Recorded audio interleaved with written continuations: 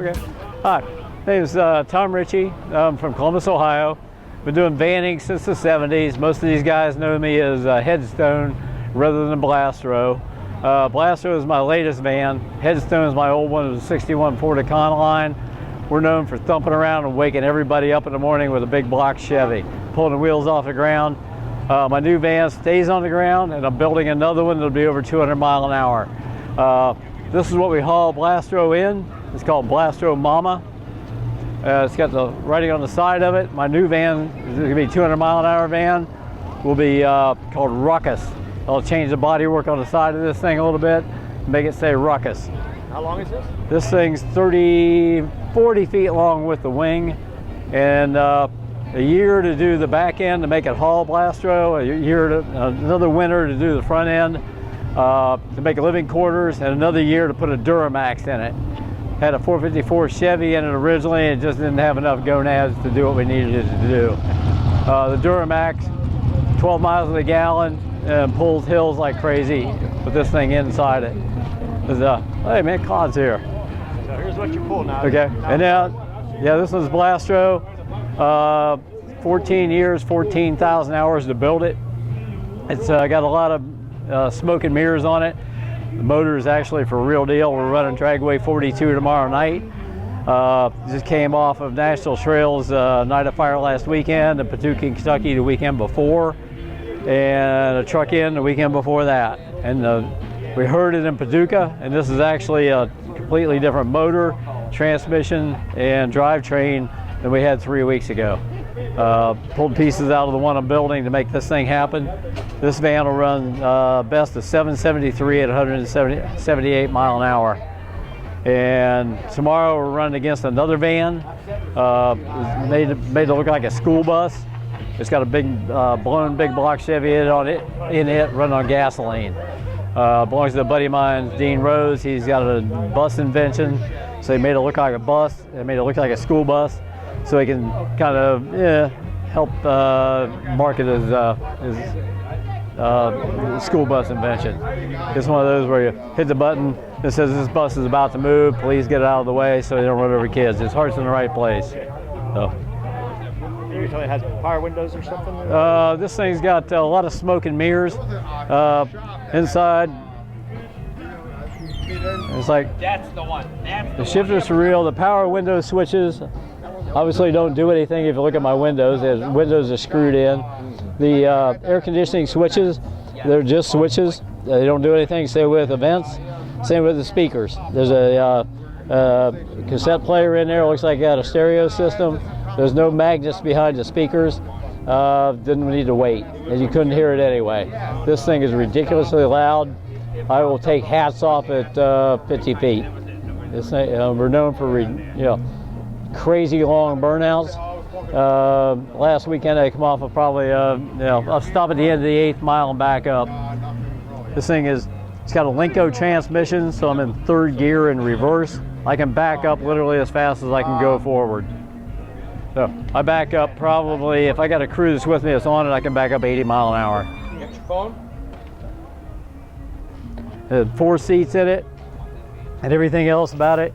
A lot of smoke and mirrors because most drag cars take everything out and we put stuff in it to give it its image and its look. The whole interior probably maybe weighs 75 pounds, worth a 1/10 of a second if I took it all out. I'm not about to take it out. The doors all move weird. You got suicide here. This one pivots off its corner.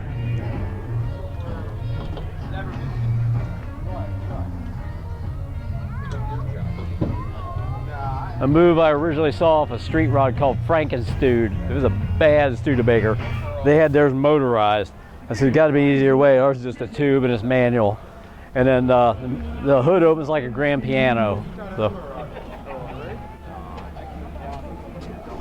Rods over here, up and down. The other thing, most people probably think this is a radiator. There's no radiator on this thing. There's no water in the block. That's fuel. It uses 10 gallons to do a 1/4 mile.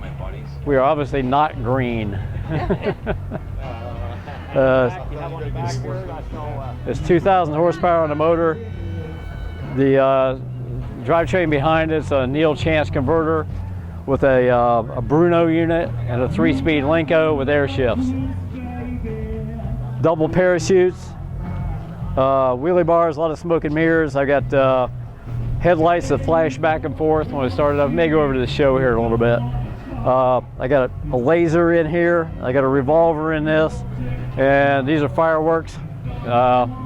On the last pass, and I've got to pull these. They've had too much humidity. Build the fireworks in it, and on the last pass, the guys will pull this switch back here, which arms it. As soon as my foot hits the floor, shoots all the fireworks, and they're good for the 8th mile pass. So, they're like they're called gerbs. They just like big sparklers out the back. Okay. So Nice. the whole van took 14 years and 14,000 hours to build.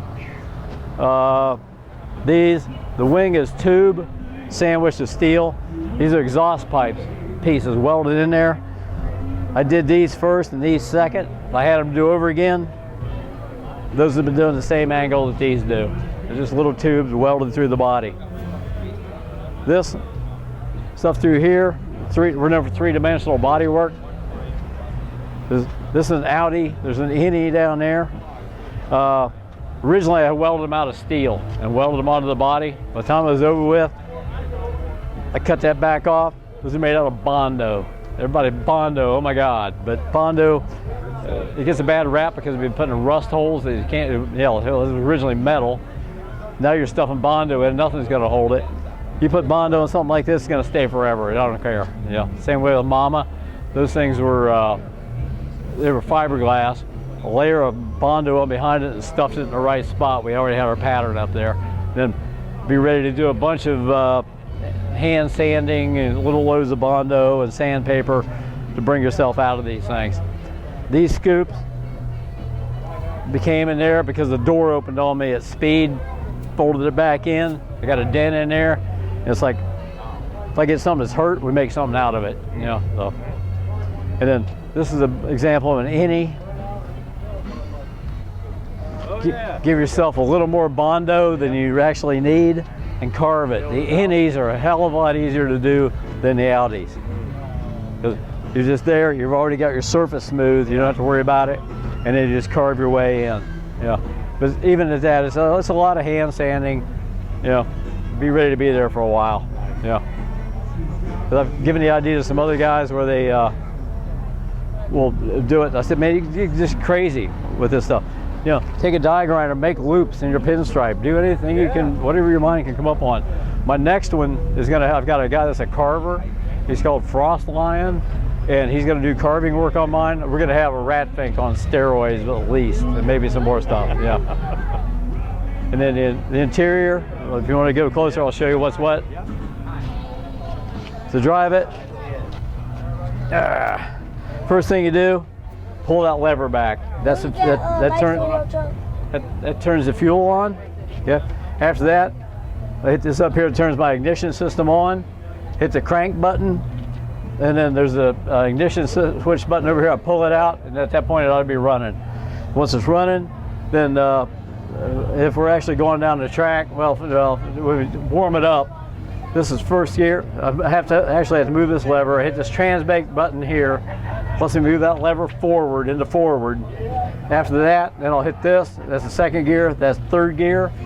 We'll run it up on jack stands for a little while. Then I'll pull these things back and make sure I got reverse. It's all running off this air bottle back here. To actually go down the track, I'll pull these things back out. Just make sure I'm in first gear. Put that thing in forward, and then once I get my RPMs, push that button in, and then that's second gear, and push that button in, I'm in third gear. All by air. There's a Linko, the old guys used to use levers on them. More modern system is you use the air to push it. It's all doing the same thing. Just throwing a fork down in the transmission to make it go to the next gear. Yep, we got a gas pedal and a brake pedal. And it's definitely not comfortable. You're scrunched up in this thing bad, but and you shoot, how's the shoot? And then the parachute's this lever over here, and I got all my gingerbread stuff's over here for show off. There's lasers and flashing lights and all kinds of silly stuff. In fact, we may see that later, right? Let's see if I may have my kill switch on.